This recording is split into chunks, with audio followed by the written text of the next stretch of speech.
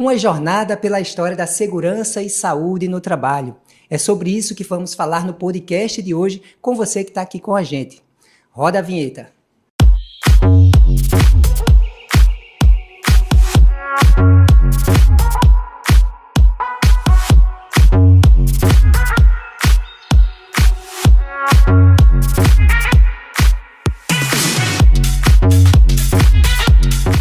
Podcast AESP Fala, hoje na edição de número 3, o podcast que está dando o que falar. É uma iniciativa da AESP, a Associação dos Engenheiros de Segurança do Trabalho do Estado de Pernambuco.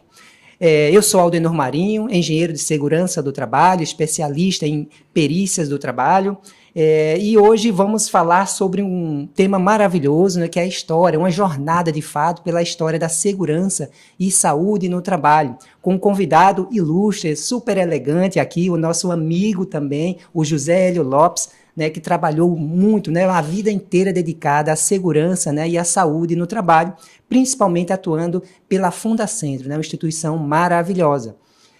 O podcast de hoje está prontinho para ser entregue para você, com muito conteúdo, muita informação, De fato, vamos explorar bastante essa pesquisa que foi super trabalhosa e super trabalhada, pelo nosso grande convidado.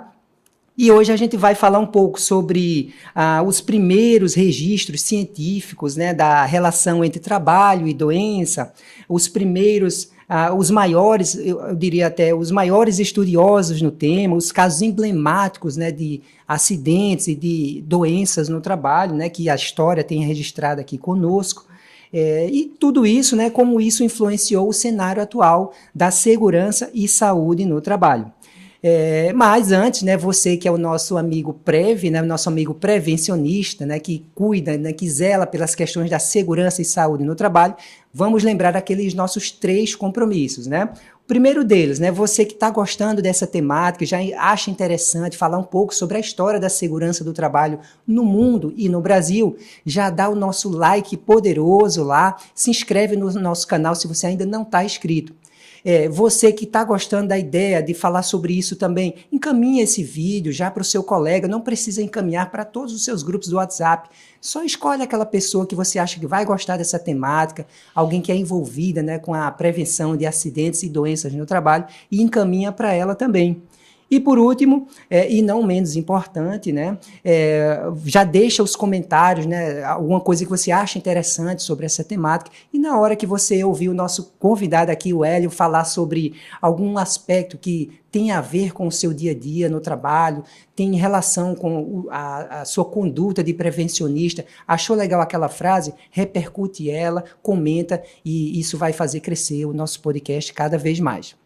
E aqui eu anuncio o nosso amigo José Hélio, muito bem-vindo ao nosso podcast AESP Fala, Hélio, super gratificante ter você aqui com a gente, acompanho sua história há muitos anos, já tive até trabalhos com você há mais de 20 anos atrás, então seja muito bem-vindo.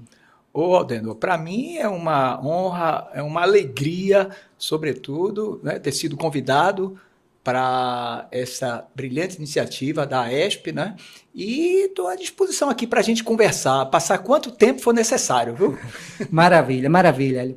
Eu sei que a gente já teve junto em vários eventos também, já compartilhamos muitas experiências da AESP, da Fundacentro, Eu lembro bastante de eventos até sobre o E-Social, onde eu tive a oportunidade de participar já na Fundacentro, sempre eventos muito grandiosos, compartilhando conhecimento ali para centenas de pessoas, auditórios lotados muitas vezes.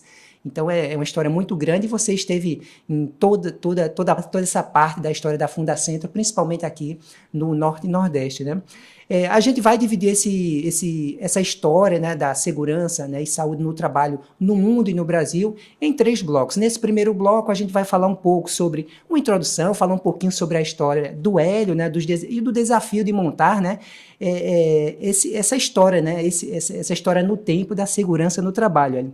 Então, eu lhe pergunto, como foi um pouco primeiro, sua história na segurança do trabalho. Você tem uma formação em psicologia, falando aqui um pouco, né, sobre o currículo de Hélio, ele tem a formação como técnico em segurança do trabalho pela ETF-PE em 1977, hoje é o nosso IF-PE, né?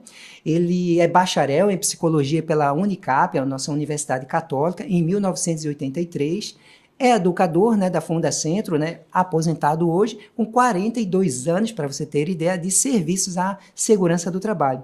E, principalmente, ele se autodenomina um ativista, né, por um mundo mais justo e solidário, né? Certamente eu vejo muitos trabalhos, né, onde tem esse dedinho aí do Hélio nessa questão solidária, principalmente, muitos trabalhos sociais, onde a Fundacentro teve um trabalho ali desenvolvido, e o Hélio até hoje, mesmo depois de sair da Fundacentro, ele faz ainda essas atividades, né?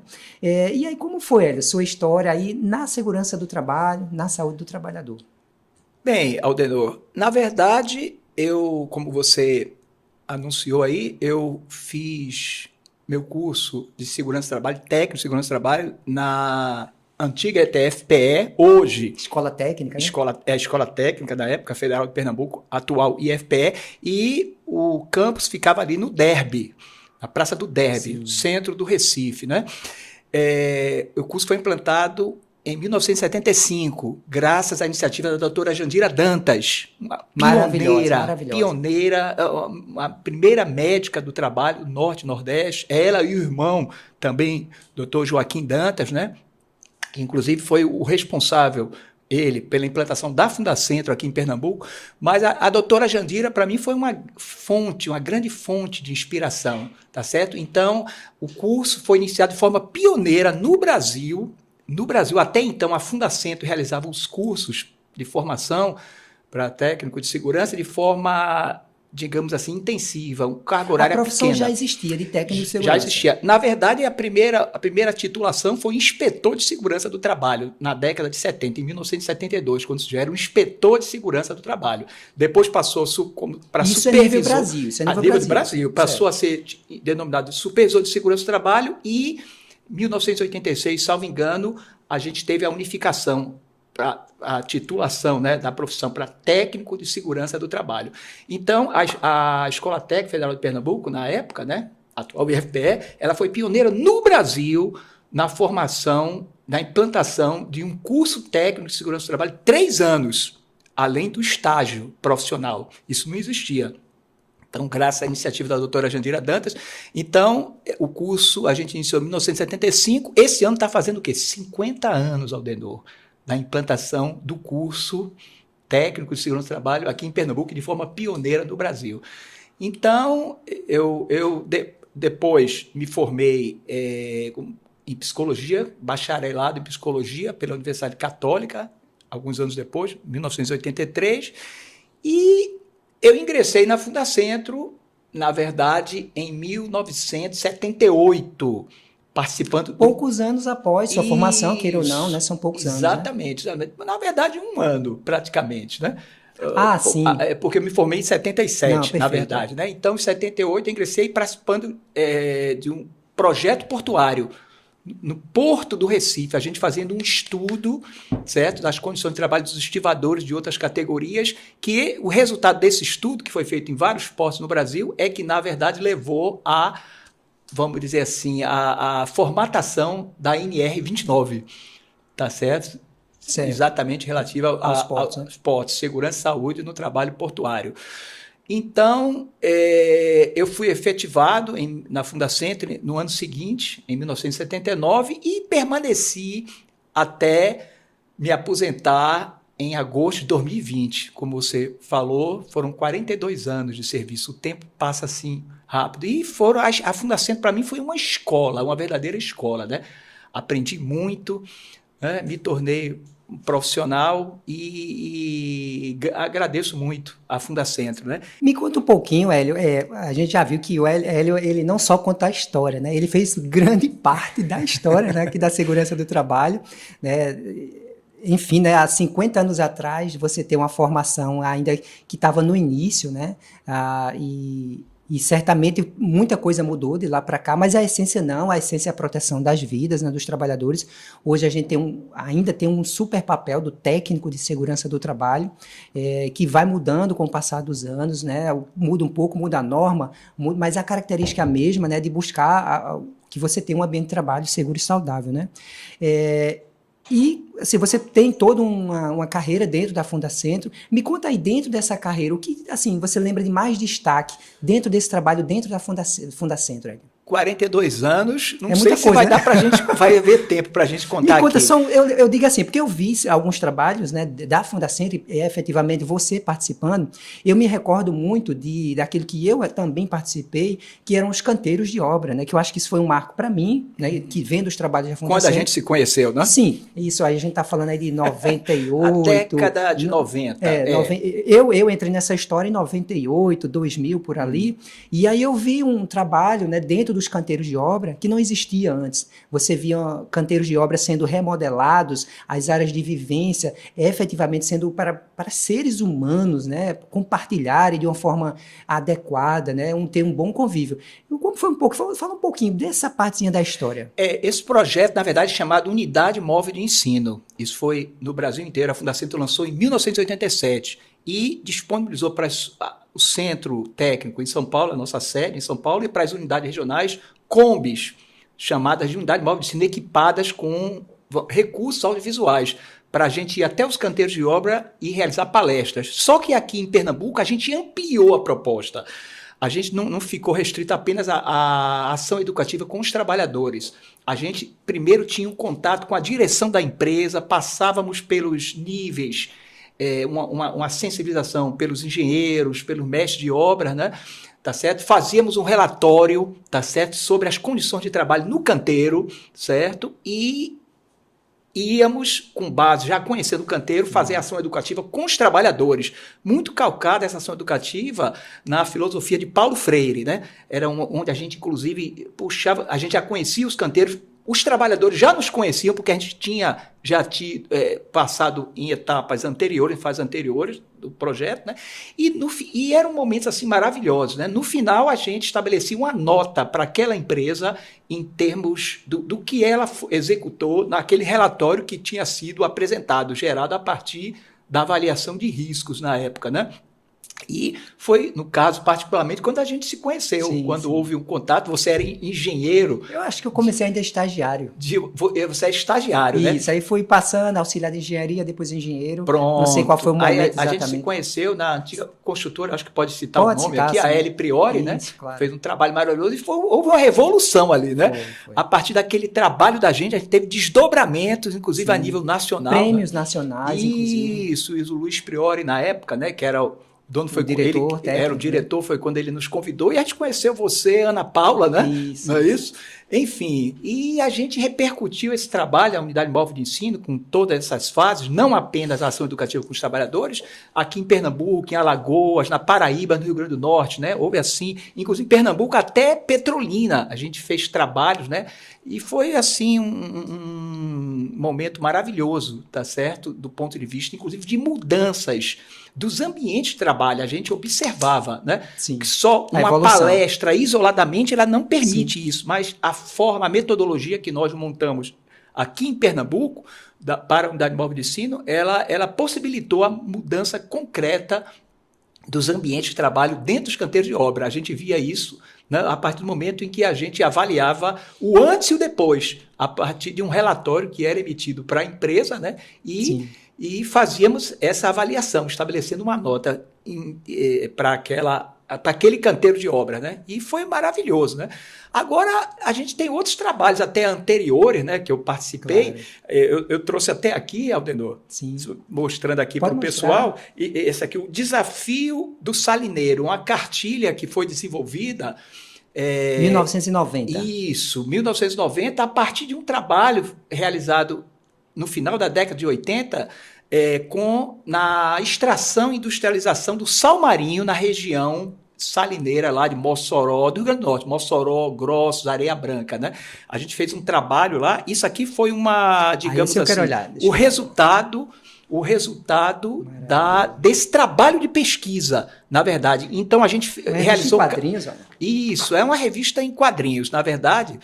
E um trabalho assim fabuloso, né? E, Aldenor, quando a gente chegava lá nas salinas, na época, para você ver a condição, chegávamos com um carro da Fundacentro, na época era uma berlina preta, os trabalhadores perguntavam se a gente ia fazer a reforma agrária.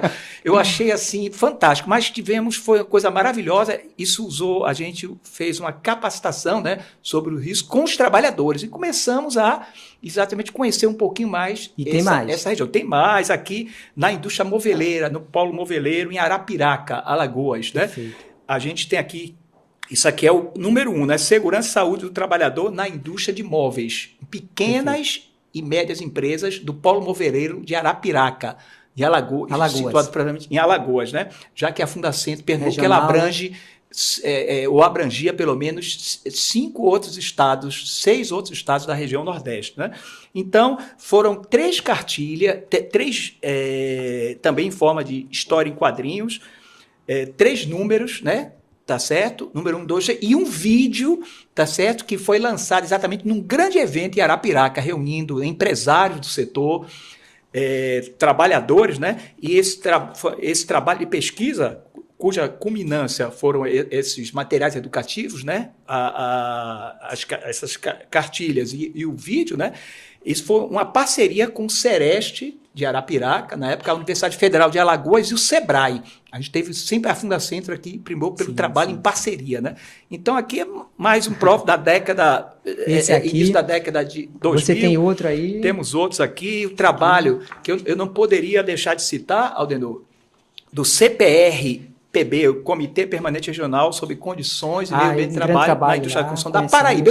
Tivemos aqui em Pernambuco também o CPR-PB, né? O CPR-PE, né? Comitê, isso era o CPR, foi a certidão de nascimento, foi a NR18. Né? E agora eu coloquei o da Paraíba porque foi uma coisa maravilhosa. Durante muitos anos, coordenado pela Fundacentro Pernambuco, a gente teve trabalhos fantásticos, inclusive ações estruturadoras que revolucionaram, vamos dizer assim, os canteiros de obra, como, por exemplo, dentro desse trabalho, CPR, o desenvolvimento de um projeto elétrico, das instalações elétricas do canteiro de obra, o PRAE, Programa de Redução de Acidentes Elétricos, que a gente conseguiu, Aldenor, zerar as mortes por choque elétrico nos canteiros de obra de João Pessoa e depois extensivo para a Paraíba.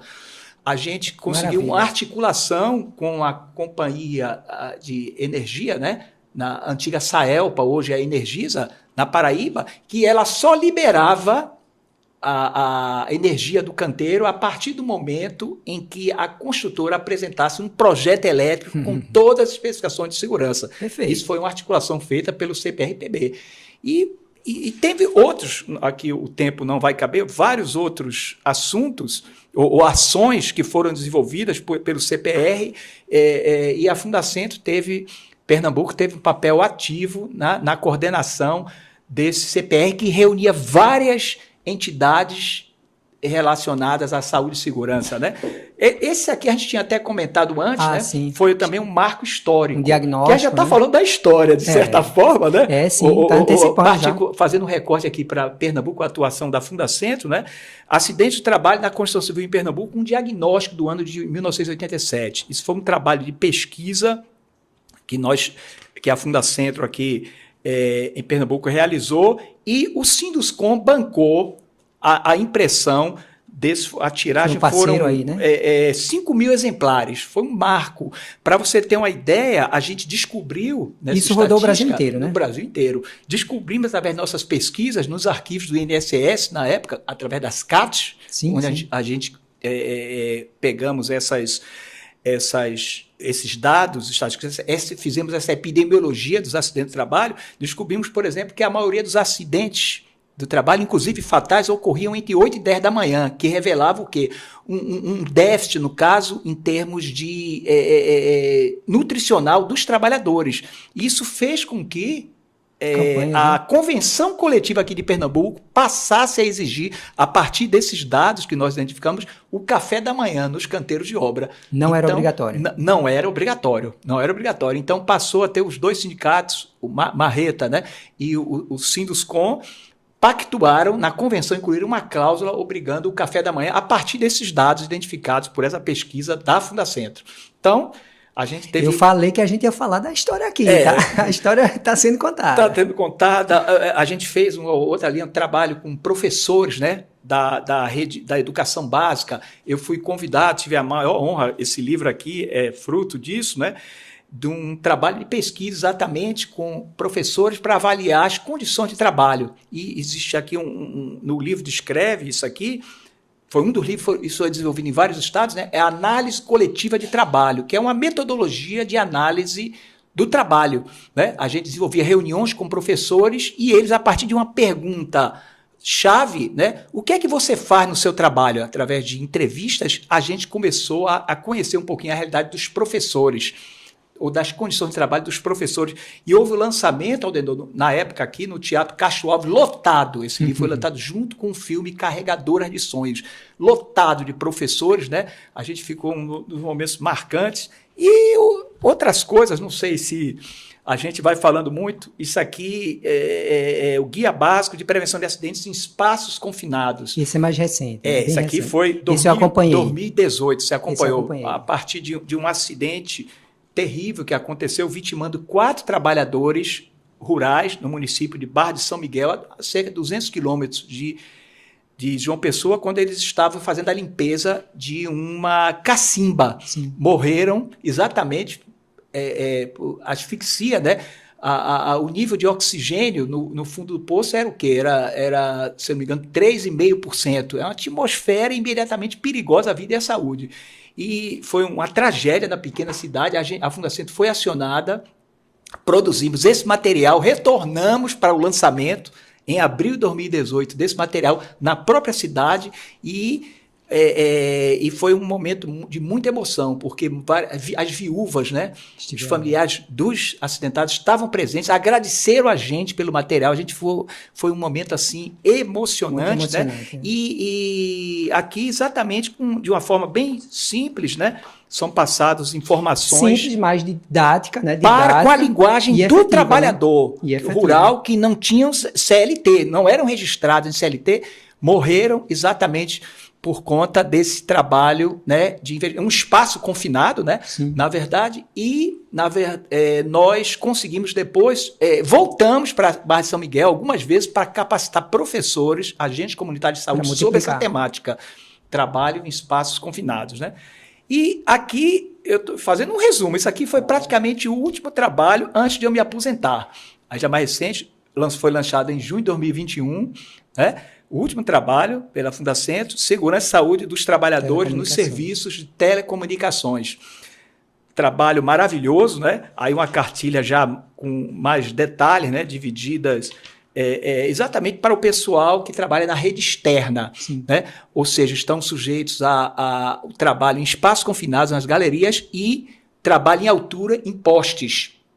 Esse grupo de trabalhadores, né? Isso foi uma parceria, foi uma demanda do Sintel, Sindicato dos Trabalhadores em Telecomunicações, e a gente teve uma parceria aqui com a Máxima SMS e a Ranger SMS, colegas, amigos que são especialistas, contribuíram né? Com esse trabalho, contribuíram, né? Então fizemos um trabalho maravilhoso, né?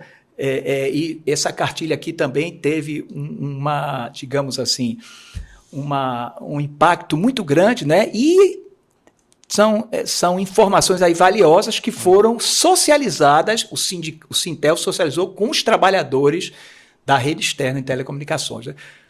Enfim.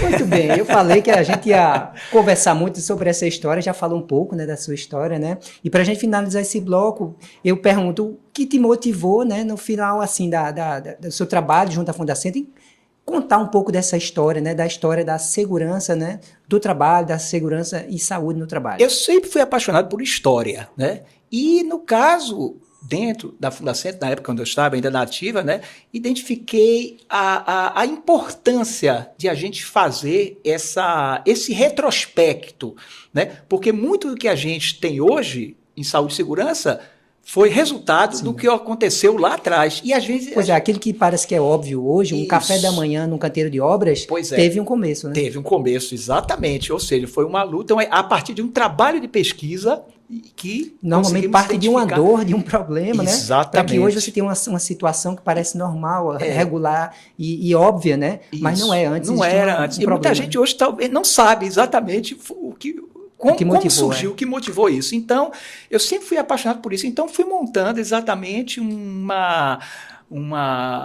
vamos dizer assim, reunindo, né, documentos que fizessem esse elo entre o passado, o presente e a projeção para o futuro. E eu imagino as dificuldades que você teve para isso. Dificuldades. Na verdade, está em constante evolução. Sim, ele não está terminado. A gente vai discutir aqui um pouquinho, talvez a ponta do iceberg desse trabalho de pesquisa, né, de fatos históricos, casos emblemáticos de acidente de trabalho, personagens da história que deram a sua contribuição para a nossa área. Perfeito, Hélio. Muito obrigado. Já para esse primeiro bloco, a gente abriu de uma forma maravilhosa, né?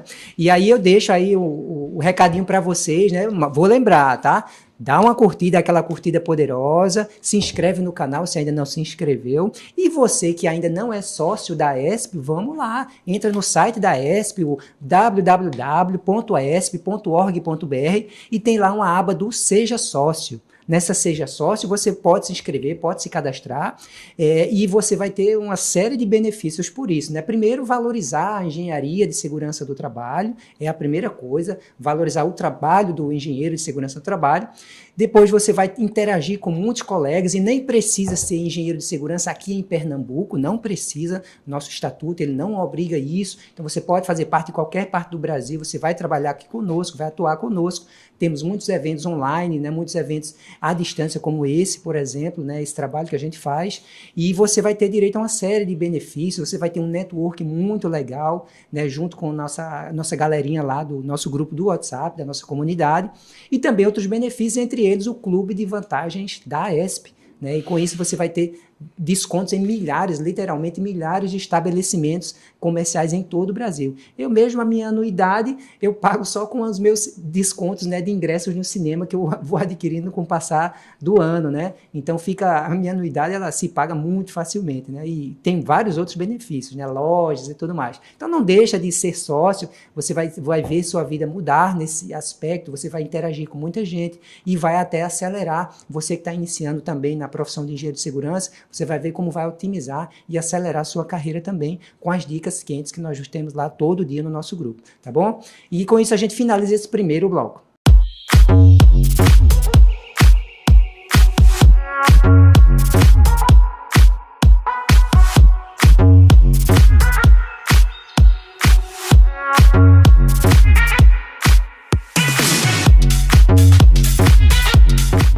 Iniciamos agora o nosso bloco 2 e aí a gente vai falar sobre a antiguidade e o cenário internacional. Hélio, o que é que se destaca nesse período, né? O que é que já aparece como segurança do trabalho, segurança para o trabalhador ou para a saúde do trabalhador já num período mais remoto, né? O que é que você destaca? Essa questão, fundamentalmente, digamos assim, está calcada no pensamento de um historiador grego, Heródoto, que diz o seguinte: pensar o passado para compreender o presente e idealizar o futuro. Ou seja, passado, presente e futuro, eles estão encadeados como elos de uma corrente. Então, essa que é a lógica, digamos assim, desse trabalho de pesquisa, desses fatos históricos. E na antiguidade, você veja que o Antigo Testamento, especificamente Deuteronômio, né, é o 5º livro do Antigo Testamento, já citava, né, digamos assim, a preocupação com as questões de saúde e segurança. Especificamente o seguinte, no capítulo 22, versículo 8, quando edificares uma casa nova, farás um parapeito à roda do teto, para que se não derrame sangue em tua casa e tu não sejas culpado se alguém cair e se precipitar abaixo. Vejam só, a ideia da prevenção do trabalho, de prevenção de acidentes, do trabalho em altura. Eu garanto a você que eu já li isso, mas não enxerguei isso não. Pois é, isso remete o que é em R35 dos dias atuais. Vejam, passado e presente como estão encadeados. Então, no Antigo Testamento, a gente já tem registros. E essa é uma lei mais alta na hierarquia, né?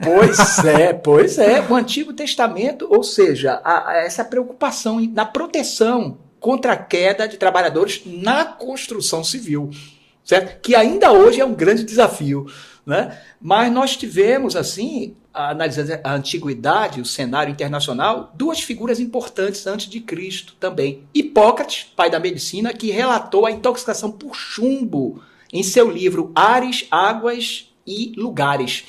Vejam só, intoxicação pelo chumbo. Hipócrates falava isso. Aristóteles, grande filósofo grego, estudou as enfermidades dos trabalhadores das minas e como evitá-las. Veja que coisa interessante. Já estudou, de fato ele estudou isso aí. Exatamente. E nesse contexto, até antes de Cristo, porque a obra levou, se não me engano, 1000 anos para ser concluída, a Grande Muralha da China, que é conhecida como o maior cemitério do mundo. Por quê? Porque cerca ou quase 1 milhão de trabalhadores morreram na sua construção. Tá certo? Por isso que ele é considerado o maior cemitério do mundo, né?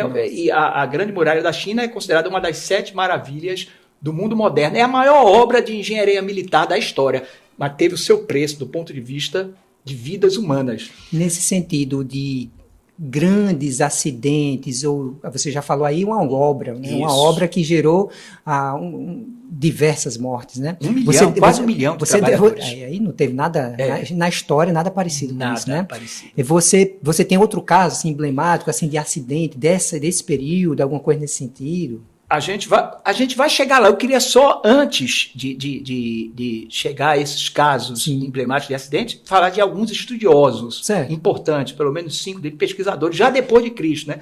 Plínio, o Velho, que é um historiador e naturalista romano, ele falava do uso de máscaras com bexiga de carneiro para proteção contra as poeiras corrosivas, que seria a poeira de sílica, né? Cláudio Galeno, médico romano, pai da anatomia, né? Ele descrevia as doenças dos gladiadores e dos profissionais que utilizavam a voz, como você utiliza, né? Tá certo? Paracelso, né? Já em torno de 1500, pai da toxicologia moderna, ele falava, veja que coisa interessante, que a doença pulmonar dos mineiros, que seria a silicose, né? Não era um castigo divino, como até então se acreditava, né? E George Bauer, também em torno de 1500, cientista alemão, pai da geologia moderna, ele descrevia a asma dos mineiros, que ele chamou de poeiras corrosivas, que era exatamente a poeira de sílica. E uma coisa que o George Bauer identificou é que as mulheres desses mineiros ficavam viúvas em pouco tempo, casavam até 7 vezes, exatamente pelo número de óbitos, né, de mineiros em função do adoecimento na mina, né? E a gente chega a Bernardino Ramazzini, antes de falar de outros acidentes importantes ou emblemáticos, né, na história do mundo. Bernardino Ramazzini, que filósofo, médico italiano, pai da medicina do trabalho, está aqui o livro dele, foi encadernado pela Fundacentro, né? É uma relíquia isso aqui. Nesse livro, Aldenor, o Ramazzini descreve... Vou pegar com cuidado. Ele descreve problemas de saúde em 54 diferentes profissões. Ramazzini foi um homem além do tempo dele, né? E ele morreu com 82 anos, de frente para os seus alunos, quando estava colocando a beca na Universidade de Pádua, na Itália, quando estava exatamente proferindo uma das aulas, né? Morreu, ou seja, no local onde ele mais gostava de dar aula, né, aos 82 anos. Então, ele imortalizou, né, na consulta com seus pacientes a pergunta: qual a sua profissão? Ele já exatamente relacionava, né, os efeitos, né, fazer a relação entre os sintomas de saúde, né, tá certo, de agravos à saúde do trabalhador e o trabalho que ele desenvolvia. Então, ele publicou essa verdadeira enciclopédia, né, de saúde e segurança, que é um marco na história da saúde e segurança, né? A gente vai, outro fato assim histórico interessante, muito interessante, já a gente passando para a Revolução Industrial, 1760 a 1840, na Inglaterra, Aldenor, é a síndrome do chapeleiro maluco, né, que eu acho uma coisa fantástica. Ou seja, por quê? o autor do livro infantil Alice no País das Maravilhas, que depois virou um filme, né? Sim. Ele identificou na linha de produção dos chapéus na Inglaterra, durante a Revolução Industrial, vários trabalhadores com sintomas de delírios, mudanças bruscas de humor, né? Ou seja, por quê? Esses trabalhadores ficavam expostos aos vapores de cola à base de nitrato de mercúrio. O mercúrio é um neurotóxico, né? E ele identificou isso, essa síndrome, essa doença, esse adoecimento dos trabalhadores e esse comportamento muitas vezes agressivo. E o chapeleiro maluco entrou na história, em Alice no País das Maravilhas, como esse personagem retratado nas linhas industriais, né, na produção de chapéus na Inglaterra, né? Veja só que coisa interessante, né? E na Inglaterra ainda a gente teve a lei das fábricas, a Factory Act, que foi a lei, talvez a primeira lei realmente de importância em relação à proteção dos trabalhadores dentro das fábricas, sobretudo na indústria têxtil, né? Proibiu o trabalho noturno para menores de 18 anos, né? Por exemplo, né? E foi um marco na inspeção do trabalho no mundo, essa lei das fábricas, né? Foi um marco realmente onde surgiu praticamente a inspeção do trabalho no mundo, né? E uma coisa interessante, em 2023, dando um salto na história, né? Uma pesquisa, um estudo bioarqueológico da Universidade de Durham, com 150 esqueletos de crianças que trabalharam durante a Revolução Industrial, identificou o impacto da pobreza e do trabalho em seus corpos. Nos esqueletos, nos dentes, ou seja, sinais de diversas doenças, comprovando cientificamente como os trabalhadores, as crianças eram exploradas durante a Revolução Industrial, né? Essa pesquisa, como eu disse, essa descoberta de 150 esqueletos, né? Em 2023, no norte da Inglaterra, na cidade de Folkestone, né?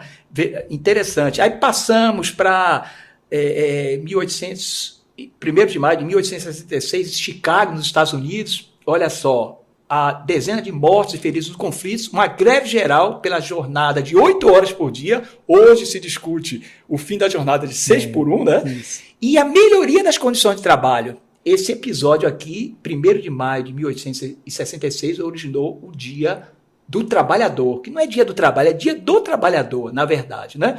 Então, tem toda uma história por 1866, a luta. Por que o 1 de maio?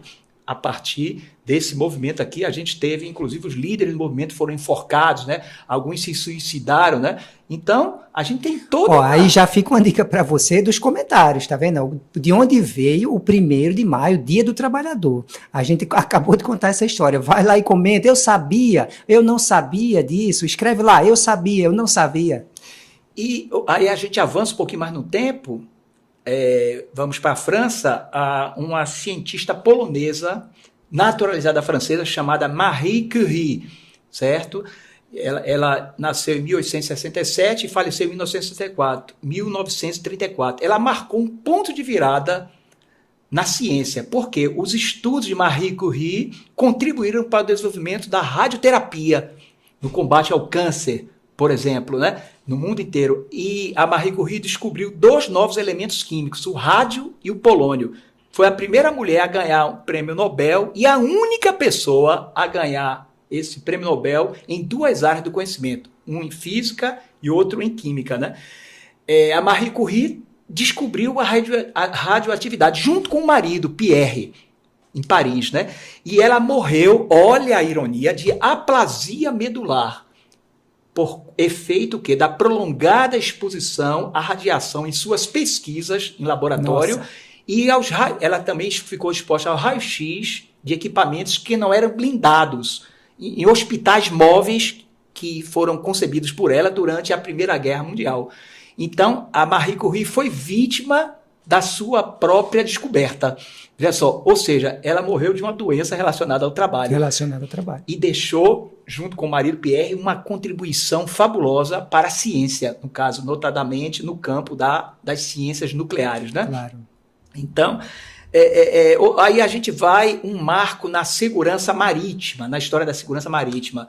Não sei se você já tinha ouvido falar, Aldenor, da linha ou disco de Plimsoll, que não tem um casco que é aquele, digamos, é um círculo atravessado por linha horizontal no casco dos navios. Todo navio tem isso.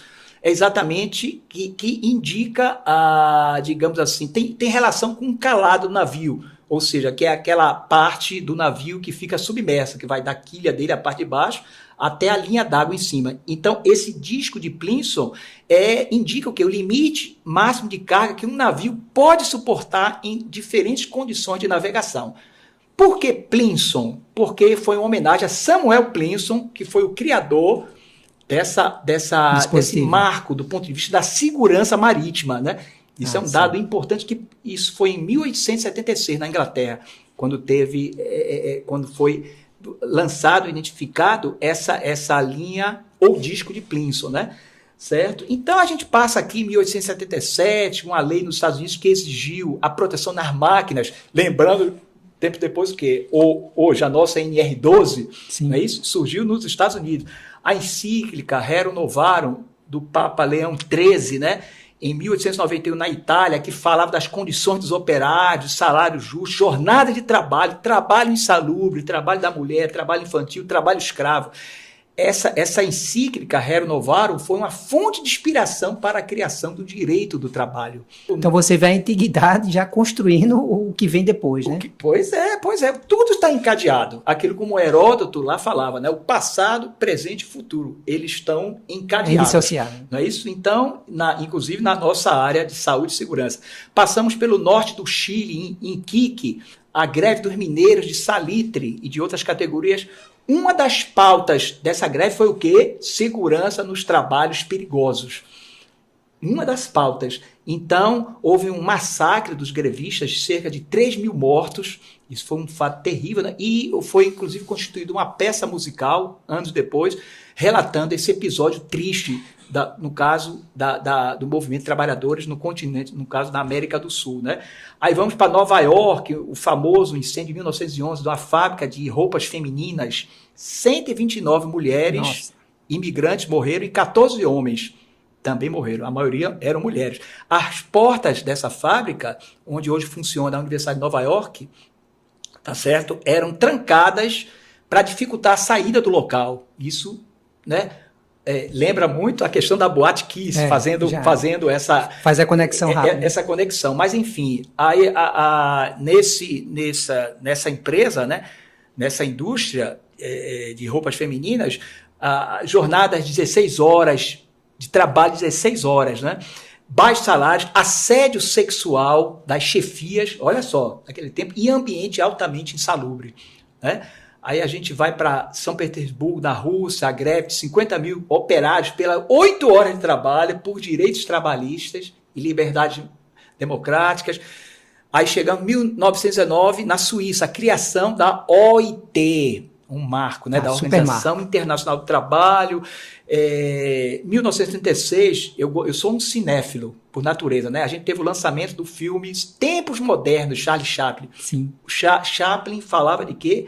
O filme, na verdade, era uma crítica ao Fordismo. Eu já vou perguntar quem é que já assistiu Tempos Modernos, certo? Aí já escreve lá, eu assisti Tempos Modernos. E se não assistiu, corra, vai assistir, que vale muito a pena. É super divertido, mas tem uma reflexão grande para ser feita, né? Grande reflexão, porque o Chaplin, o filme, na verdade, é uma crítica à divisão do trabalho em tarefas simples e repetitivas, que pode provocar diversas doenças, inclusive as lesões por esforço repetitivo, as DORT, no caso, né? E problemas mentais, ou seja, o trabalhador, ele se concentra apenas numa atividade simples. Sim. Na verdade, ele não tem... O Fordismo, típico do Fordismo, né? Exatamente. Então, o filme foi uma crítica em relação a isso. Em 1938, a gente vai fazendo essa linha do tempo, surgiu a famosa ACGIH, né? Conferência Governamental Americana de Higienistas Industriais. Desenvolveram, até hoje a gente usa os limites de tolerância, né, de exposição, né? Internacionalmente, os limites de expulsão ocupacional, né, agentes químicos, físicos, biológicos. A CGH foi um marco nisso, né? Aí a gente vai aqui para um caso de interesse histórico, no caso um acidente emblemático, 1942, durante a Segunda Guerra já, né, durante a Segunda Guerra Mundial, 1.449 trabalhadores chineses morreram na explosão de uma mina de carvão em Benxi, na China. Tá certo? Foi o mais grave acidente na história da mineração. até hoje, 1.549 vítimas fatais. Né? Um acidente assim terrível, né? Vamos para Londres, 1949, a fundação da primeira associação de ergonomia no mundo e a primeira a reconhecer a ergonomia como disciplina, né? A Sociedade de Pesquisas de Ergonomia, traduzindo, né? Em Londres foi fundado, foram vários especialistas responsáveis pela fundação. Vamos para 1969, 28 de abril, na Virgínia, nos Estados Unidos, 69. o emblemático 69, no dia em que o homem chegou à Lua, conquistou a Lua, no mesmo ano, né? No mesmo ano. 78 mineiros morreram na explosão de uma mina de carvão, como ocorreu na China em 1942. Aqui nós tivemos essa explosão e esse acidente, ele na verdade serviu exatamente como pano de fundo para a OIT instituir em 2003 o 28 de abril como Dia Internacional em memória das vítimas de acidentes e doenças relacionadas ao trabalho. Hoje é uma data super, no Brasil, super exatamente, a gente teve o Abril, né? Verde, aqui especificamente o Abril Verde, exatamente como mês de reflexão das vítimas de acidente de trabalho. Né? A gente vai para Turim, na Itália, 71 já. Né? Irvaro Odoni, médico, psicólogo italiano, e outros pesquisadores lançaram Ambiente de Trabalho, a luta dos trabalhadores pela saúde. Era um modelo operário italiano, é um método de ação contra a nocividade no trabalho, que os trabalhadores eram protagonistas para identificar essas situações. Inclusive, esse modelo operário italiano inspirou a inclusão do mapa de riscos entre as atribuições da CIPA em 1984. Olha aí a ligação do passado, do presente, né? Tá certo? E vamos para Paris, né? Christophe Dejoux, psiquiatra, psicanalista francês, publicou A Loucura do Trabalho, seu primeiro livro sobre psicopatologia do trabalho, ou seja, Dejoux comprovando cientificamente a relação entre saúde mental e trabalho. Que hoje está em alta, né? Demais, né? Falamos em normas. Os né? riscos hoje, psicossociais, que a gente ia chegar mais na frente, na verdade, que passa a ser obrigatória a sua incorporação no PGR. Sim, de uma forma mais clara. Mais clara, exatamente. Né? E citar aqui também 3 grandes acidentes industriais, a gente ainda está na antiguidade e cenário internacional. Isso.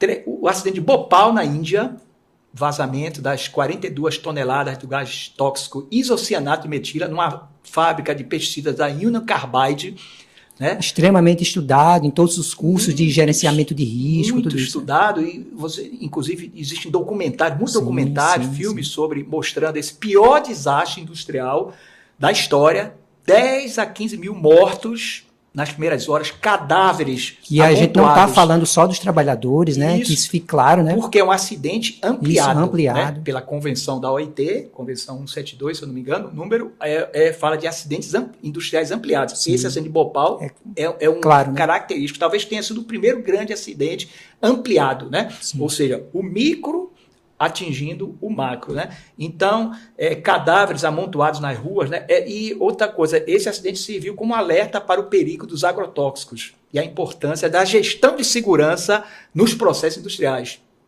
Inclusive, ele ocorreu na madrugada do dia 3 de dezembro e, em função disso, a própria OMS instituiu o 3 de dezembro como Dia Mundial de Luta contra os Agrotóxicos. Existe, inclusive, um livro que foi publicado em 1962, sobre a temática, chamado Primavera Silenciosa, de uma bióloga americana, talvez seja a Raquel Carson, talvez seja a primeira ativista ambiental, falar exatamente dos perigos que representa os agrotóxicos na nossa vida. Né? Um outro grande acidente industrial, a gente não poderia deixar de falar, na Ucrânia, a antiga União Soviética, a gente está na guerra da Ucrânia hoje, né? Mas foi uma antiga república da União Soviética, Pripyat, 1986, explosão do reator da usina nuclear de Chernobyl. Maior acidente nuclear da história. Técnicos da usina, operários e bombeiros foram as primeiras vítimas entre os milhares de mortos. Ou seja... Esse todo mundo conhece, né? Um pouco da história, né? E o material radioativo na atmosfera atingiu vários países. Existe uma série na HBO que recria em detalhes esse acidente. É muito interessante. Vamos também, na 1988, Mar do Norte, na Escócia, a explosão catastrófica da plataforma Piper Alpha. Né? O acidente mais letal na exploração de petróleo e gás em águas profundas.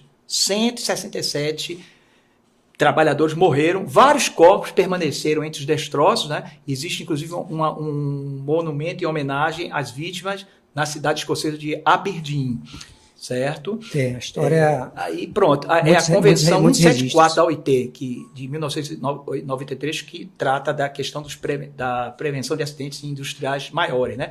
Tivemos também o acidente, a mega explosão, já em 2020 no Líbano, né, de 500 toneladas de nitrato de amônio em armazém da zona portuária, cratera com 43 metros de profundidade. Nossa. Devastou bairros inteiros da capital. Lembro disso. Do Líbano, mais de 200 mortos, né?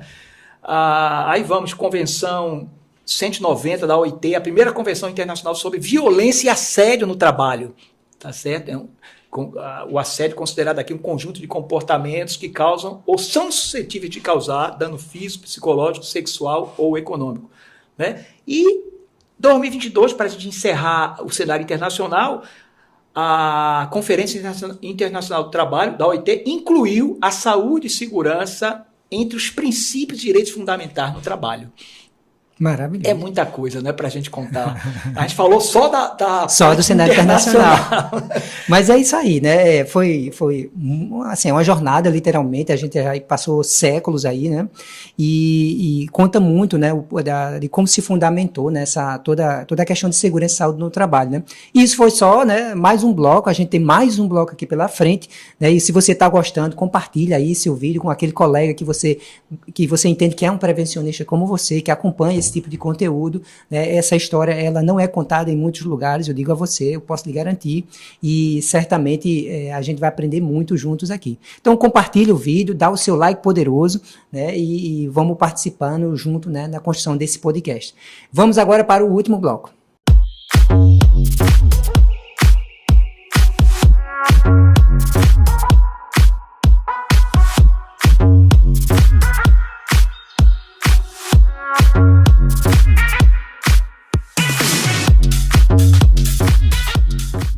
Agora, iniciando o nosso terceiro bloco, né, a gente vai falar um pouco sobre o Brasil, né, o Brasil do século XIX, do século XX e do início do século XXI até os dias atuais.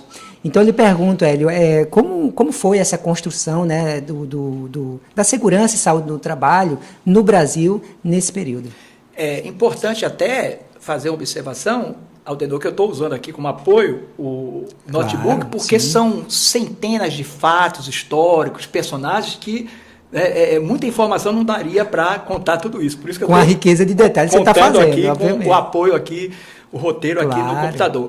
Um marco importante no início do século XIX foi o decreto 1313, que praticamente criou, onde nasceu a inspeção do trabalho no Brasil. Decreto 1313, 1891. Ele foi assinado por Deodoro da Fonseca 14 meses após a proclamação da República, né? É um marco do ponto de vista de arcabouço jurídico aqui no nosso Brasil. Tá, né? Vendo, Previcto, que achava que tinha começado com as normas regulamentadoras em 1977. Não foi não, tá? Foi bem antes. Bem antes, pois é. Aí esse decreto falava de ventilação, exigia ventilação nas fábricas, proibição de limpar máquinas em movimento, né? A proibição do trabalho junto a partes móveis, né? E proibiu o trabalho noturno para menores de 15 anos. Né? E aí a gente avança um pouquinho mais no tempo, Aldenor. Claro, antes a gente tinha tido no início aqui em Salvador a revolta dos malês, que foi a maior revolta de negros na história do Brasil. 600 negros que foram contrários à opressão, trabalhos forçados, açoites e falta de liberdade religiosa, né? Isso foi um marco do ponto de vista porque a gente fala dos negros, mas na verdade não eram trabalhadores, vamos dizer, formais, entre aspas, né? Mas foi por melhores também condições de trabalho, né? Mas entre 1907 e 1912, eu quero falar outro fato de interesse histórico, em Rondônia, a construção da estrada de ferro Madeira-Mamoré, que é chamada a Ferrovia do Diabo. Por que motivo? Porque quase 7 mil operários morreram durante a sua construção. Quase 7 mil. Ou seja, quase um terço do total. A ferrovia chegou a ter, no seu auge, 21 mil trabalhadores de várias nacionalidades. Quase um terço morreu por acidentes, ataques de animais em índios, febre amarela, malária, disenteria e outras doenças. Então, por isso que ela é chamada a Ferrovia do Diabo. Ela atravessava a selva amazônica, né, 366 quilômetros por dentro da selva. Foi a partir de um convênio do Brasil com a Bolívia, né, para a extração da borracha. Então, isso aqui, do ponto de vista de vítimas, essa foi a obra que causou o maior número de mortos no Brasil, né? Do 1907 a 1912, 5 anos, não é isso? 5 anos. 5 anos. Então, foi essa, não foi nenhuma outra obra, foi a Madeira Mamoré, né?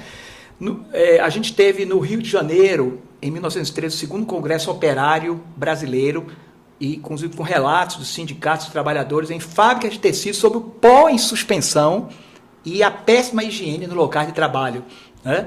A greve geral em São Paulo, em 1917, melhores salários, redução da jornada e fim do trabalho noturno para mulheres e crianças, né? 1919, a primeira lei acidentária no Brasil, Lei 3.724. E anota essa aí, viu, Prévio? Primeira lei acidentária no Brasil. 1919, né?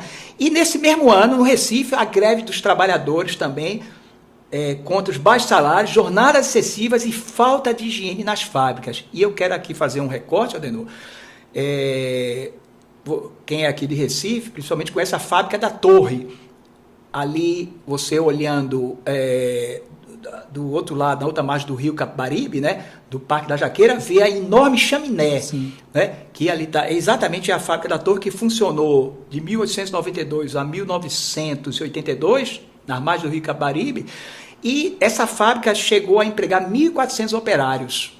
E vejam que coisa interessante, muitos casos, centenas de casos de acidentes com perda dos olhos desses operários, porque eles trabalhavam com os teares e as lançadeiras do tear se soltavam, a lançadeira do tear se soltava a mais de 300 km por hora na velocidade e atingiam os olhos dos trabalhadores. E esses trabalhadores adotaram Santa Luzia como padroeira deles, né? E Santa Luzia é a protetora dos olhos e da visão. Veja só que coisa interessante. Então, muitos desses operários participaram da greve de 1919, inclusive dessa fábrica da Torre. Além de outras que a gente tinha em Pernambuco, né? Interessante. A Tacaruna, Pirapama, Escada, Cotonifício Moreno, a fábrica de Camaragibe, o Cotonifício Paulista, né? Enfim, e um marco importante do ponto de vista da legislação também foi a criação por Getúlio Vargas do Ministério do Trabalho, Indústria e Comércio, 1930. Ele foi apelidado na época de Ministério da Revolução, entre aspas, né? E 2 anos depois, o decreto 21.417 regulou o trabalho das mulheres na indústria e comércio e proibiu o trabalho feminino à noite e em pedreiras, mineração, obras de serviços de saúde perigosos, né? E a música popular brasileira, eu gosto muito também de relacionar isso, sempre existem várias canções, várias músicas que falam exatamente em relação à saúde e segurança no trabalho, né? O João da Baiana, compositor, parceiro de Pixinguinha, em 1932, ele relata, num dos versos da música, exatamente o sofrimento dos trabalhadores em relação às condições de trabalho. Quando ele fala, meu terno branco parece casca de alho, foi a deixa de um cadáver do acidente de trabalho. Né? Muito interessante, não é isso? 1938, eu acho aqui, em Nova Lima, Minas Gerais, um marco na higiene do trabalho no Brasil, certo? Eu considero isso aqui, isso não está em nenhum livro, mas eu considero um geólogo, não foi um engenheiro de segurança, nem foi um outro profissional de saúde e segurança. Otávio Barbosa estudou profundamente a mina de Morro Velho, na época, né, em Nova Lima, Minas Gerais, era considerada a mais profunda mina do mundo, mina de ouro, né? E após fazer esse estudo profundo sobre a mina, o Otávio Barbosa, o geólogo, relatou medidas de higiene do trabalho nas atividades de mineração, certo? Ou seja, o adoecimento pela exposição à poeira de sílica, morte por explosões e desabamentos, jornadas extenuantes, né? E havia muito repressão e chibatadas. Os trabalhadores a mina era administrada por ingleses. Nossa. Na época, né? Então o Otávio Barbosa identificou essa situação e elaborou esse relatório que eu considero um marco na segurança do trabalho e particularmente na higiene do trabalho. Sim. No Brasil, certo?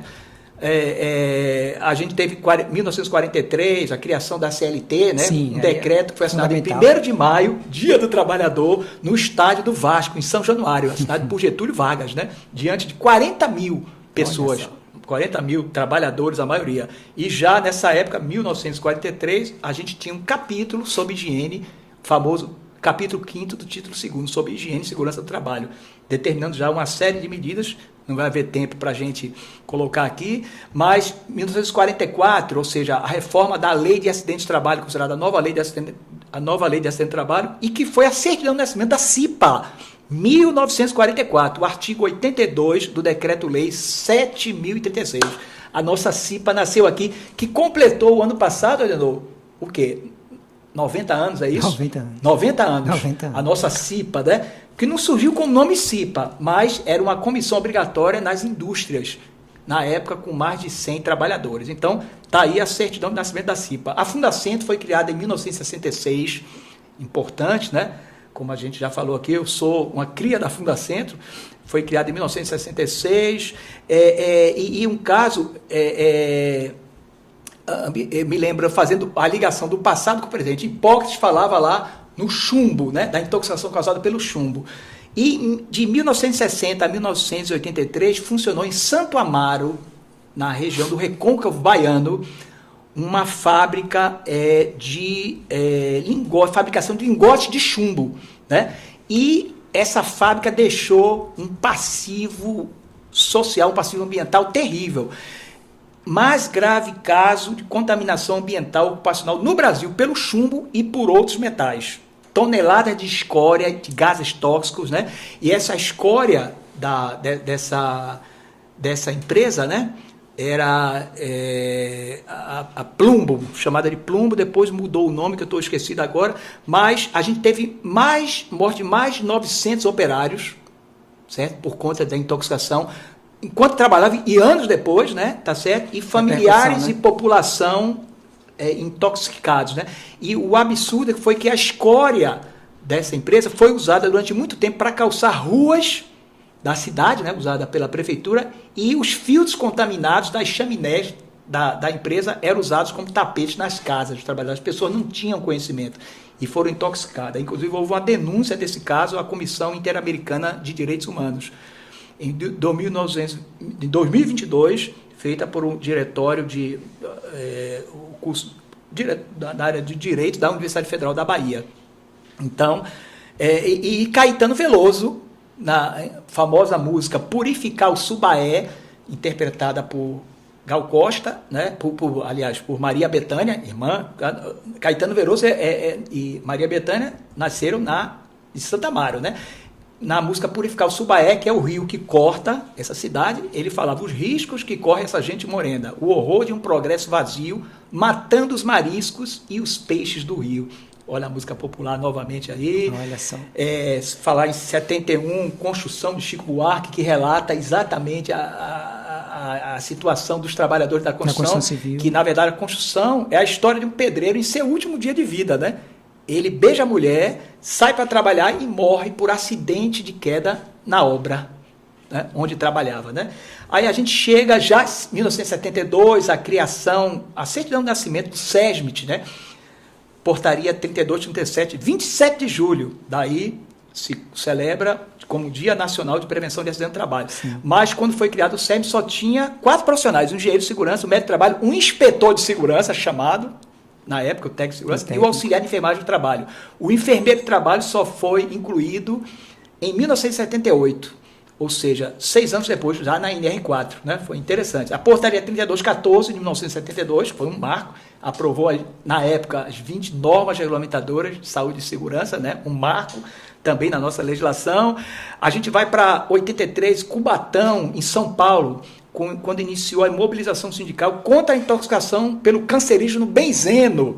Olha só, benzeno, que até 1995, mais de 1.000 trabalhadores da COSIPA, a Companhia Siderúrgica Paulista na época, né, foram afastados por doenças hematológicas causadas, o benzenismo, né, causadas pelo benzeno, né. 84, São Bernardo do Campo, uma greve histórica de 480 operários da Ferro Enamel, a indústria química. contra as condições insalubres de trabalho. Foi a primeira greve exclusivamente feita relativa a condições de trabalho, né? O nível de chumbo, olha o chumbo de Hipócrates, o nível de chumbo no ar e no sangue muito acima dos limites admissíveis, né?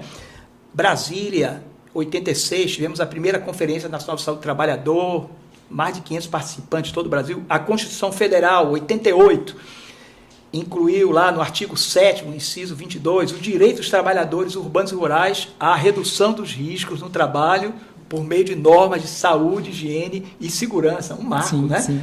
Da legislação, a 1990, a Lei 8.080, que define as ações de saúde do trabalhador no âmbito do SUS, né? 1991, Lei 8.213, a famosa Lei 8.213, que estabelece planos de benefícios da Previdência Social, define acidente do trabalho, doença profissional, doença do trabalho, os benefícios por acidente, estabilidade do acidentado, ações regressivas contra empresas por negligência das normas de saúde e segurança, foi essa lei.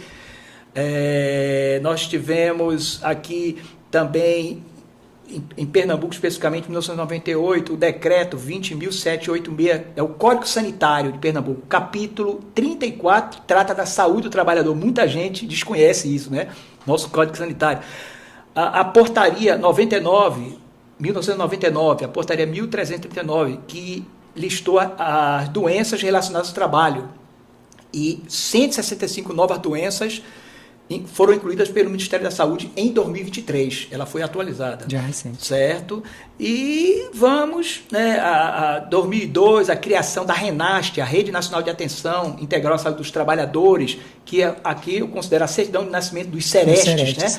Ok? Que hoje tem um papel ampliado. Né? Papel ampliado muito importante, né? O Sereste exatamente faz parte da estrutura do Ministério, das secretarias municipais, estaduais e do Ministério da Saúde, né? Sim. O Nexo Tex Epidemiológico Previdenciário, NTEP, em 2006, a Lei 11.430, que é um instrumento da perícia médica, não é isso? Do INSS, para caracterizar a natureza acidentária da incapacidade, ou seja, a relação entre trabalho e o agravo à saúde, né? 2010, a Portaria Normativa 03, que instituiu a CISP, a Comissão Interna de Saúde do Servidor Público, nos órgãos públicos federais.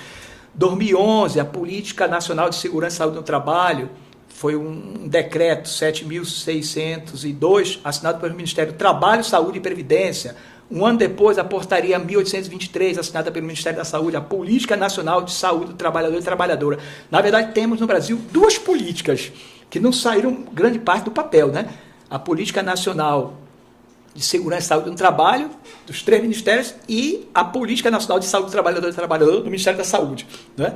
Mas a gente tem muita coisa no papel e a gente não conseguiu ainda exercer em plenitude a cidadania do ponto de vista de trabalho seguro, saudável e decente. Aliás, a gente amadureceu do ponto de vista do papel da regulamentação, mas não necessariamente da prática, né? Não, e outra coisa, a gente fala de trabalho, não é o trabalho apenas, o trabalho não tem que ser seguro, ele tem que ser saudável e decente. Trabalho seguro não é suficiente. Você pode ter uma empresa com todas as máquinas, digamos assim, dando exemplo, protegidas, e as pessoas estarem adoecendo do ponto de vista mental naquele ambiente. Então não é só o trabalho seguro, o trabalho tem que ser saudável e decente. Essa tríade, né? Tá bom? O decreto 2014, importante, a criação do E-Social, né? O Sistema de Escrituração Digital das Obrigações Fiscais, Previdenciárias e Trabalhistas. Você é expert é hoje, né? No E-Social. Pois é, isso foi criado em 2014, né? Olha aqui um outro acidente ampliado, 2019, Brumadinho, Minas Gerais, rompimento da barragem de registro da mineradora Vale. 270 mortos, 3 ainda hoje estão desaparecidos. A grande maioria, Aldenor, eram trabalhadores e terceirizados da Vale. A grande maioria, né? Esse foi o acidente de trabalho com o maior número de vítimas e mais longa operação de busca e resgate no Brasil. É um acidente ampliado dentro do conceito da Convenção 174 da OIT, né? Aí a gente vai 2019, quando a gente teve quase metade das normas regulamentadoras, das NRs do Ministério do Trabalho, atualizadas. Houve uma sanha muito grande para atualização, que nem sempre feita de forma eficaz, de forma feliz, mas tivemos isso, né? 2020, a gente chegando já pertinho à nova redação da NR1, ou seja, a inclusão do gerenciamento de riscos ocupacionais, tá certo? E nesse contexto do PGR, o Programa de Gerenciamento de Riscos. Em 2020, a portaria 6.730, que modificou e deu nova redação à nossa NR1, né? 2020, a gente teve um estado de calamidade pública, a pandemia, né? No caso, fazendo um recorte para a área da saúde, Aldenor, mais de 4.500 profissionais de saúde faleceram no Brasil em virtude da Covid. Isso de março de 2020 a dezembro de 2021, nesse intervalo. 70% dessas mortes foram de técnicos e auxiliares de enfermagem, que são as ocupações mais próximas do paciente na linha de frente, né? Então é importante isso, a relação com o trabalho da Covid-19, com o trabalho. Em 2022, a Lei 14.457, que estabeleceu, olha só, medidas contra o assédio e outras violências nas empresas que tenham CIPA organizada. O artigo 23 dessa lei, né? E o artigo 32, que rebatizou a CIPA para Comissão Interna de Prevenção de Acidentes e de Assédio. É como a CIPA é conhecida hoje. Foi a partir dessa lei, nesse mesmo ano, 2022, houve a mudança da NR5, incluindo o assédio entre as atribuições da CIPA e na formação dos cipeiros. Então, nesse curso da CIPA, a gente tem que ter um módulo obrigatoriamente para tratar dessa temática. Aliás, o assédio, eu coloco assim, o assédio moral, o assédio sexual, principalmente, ele abrange dentro desse guarda-chuva várias situações de riscos psicossociais. Várias situações. E se você pensar hoje de mais recente que surgiu, em toda a regulamentação, enfim, legislação do Brasil, o que é que você destacaria mais? Eu destaco... Que tem um papel que você entenda que isso aqui vai fazer uma diferença positiva. Está no papel, a gente espera que faça a diferença, mas o ano passado, 2024, a portaria 1419 incluiu os riscos psicossociais no inventário de riscos e no plano de ação do PGR. Tá certo? De uma forma clara e objetiva. Isso, exatamente. Ou seja, é uma forma de tentar se prevenir, se combater o adoecimento mental nas empresas. Aldenor, o assédio moral, tá certo? Como eu disse, que o assédio moral, o assédio sexual é um grande guarda-chuva que inclui vários, a maioria dos riscos, eu posso lhe dizer, dos riscos psicossociais, certo? E isso provoca o quê? Casos de depressão, que é considerado o mal do século pela própria Organização Mundial de Saúde, depressão, ansiedade, transtorno de estresse pós-traumático, a síndrome de burnout. Né? Então, são vários transtornos mentais decorrentes do assédio dentro nas empresas e dos riscos psicossociais, dos outros riscos psicossociais. Então, essa portaria de 2024, ela vai entrar em vigor no final de maio deste ano. Ou seja, vai ser obrigatório, é um grande desafio para os profissionais da área, até porque os profissionais da área de SST, o engenheiro de segurança, o técnico de segurança e os demais profissionais, muitas vezes eles não vão ter condição de fazer essa identificação. A gente vai ter que ter necessariamente aí a contribuição de psicólogos, psiquiatras, assistentes sociais, e outros profissionais de recursos humanos para poder fazer uma identificação correta. E aí também está vamos dizer, o destaque também das análises ergonômicas, né, que tem um papel importante, seja ela preliminar, mas avançando para a análise ergonômica do trabalho, né, que aí sempre são estudos multidisciplinares e você tem uma condição de diagnosticar isso melhor e efetivamente contribuir com o PGR. Exatamente. E outra coisa, o SESMIT, a Constituição, com esses 5 profissionais que nós temos, ele está engessado. Isso, na verdade, é da década de 70. Sim. Na verdade, o SESMIT ele já deveria incorporar outros profissionais que tenham uma interlocução direta com as questões ligadas à segurança e à saúde do trabalhador, como eu falei, com psicólogos, assistentes sociais, né, psiquiatras e outros profissionais. Então, ele, na verdade, o atual quadro do SESMIT, mesmo a NR4 tinha sido modificada, mas ele não comporta as novas modalidades do mundo do trabalho e o adoecimento que tem aparecido. Não comporta. A gente teria que ter uma ampliação na composição do SESMIT com outras áreas do conhecimento, né? É isso aí. Com outros profissionais. É isso aí. Hélio, foi literalmente uma jornada. Eu acho que todo mundo está aqui, de certa forma, maravilhado com tudo que a gente escutou aqui, né? Realmente é emocionante e eu acho que eu entendo porque você dedicou tanto, né, dos últimos anos, né, a esse projeto, né? Porque não é só uma questão de contar a história, né? Você se emocionar com a história. Isso é muito gratificante, a gente entender o porquê das coisas, né? E então a gente falou com o José Hélio Lopes, né? Ele é ativista por um mundo mais seguro, saudável, justo e solidário, né, Hélio? E fizemos essa jornada aqui nesse podcast, a ESP Fala. Então eu agradeço a você, Hélio, deixa aqui suas últimas palavras. Bem, eu agradecer também, fiquei muito feliz. A gente contou, deixou de contar aqui várias outras coisas, vários Mas outros você fatos vai históricos. deixar, vou deixar aqui o seu endereço, né, do Instagram para que quem tiver interesse, olha, eu quero escutar um pouquinho mais sobre isso, onde é que eu encontro esse material? Então termina a sua fala que a gente dá um recadinho. Pois é, mas então agradecer a ESP através da sua pessoa por contar um pouquinho, né, um pedaço da história da saúde e segurança ao longo do tempo, né, e deixar uma reflexão final do escritor mineiro Guimarães Rosa, que é exatamente o seguinte: quem elegeu a busca não pode recusar a travessia. Obrigado a você. Perfeito. Eu lhe agradeço muito. José Hélio Lopes, estivemos aqui com o nosso podcast, a ESP Fala, edição número 3. Deixo aqui um grande abraço para todos vocês, nos acompanhem, né? Avaliem depois esse conteúdo, comentem, né? Super importante.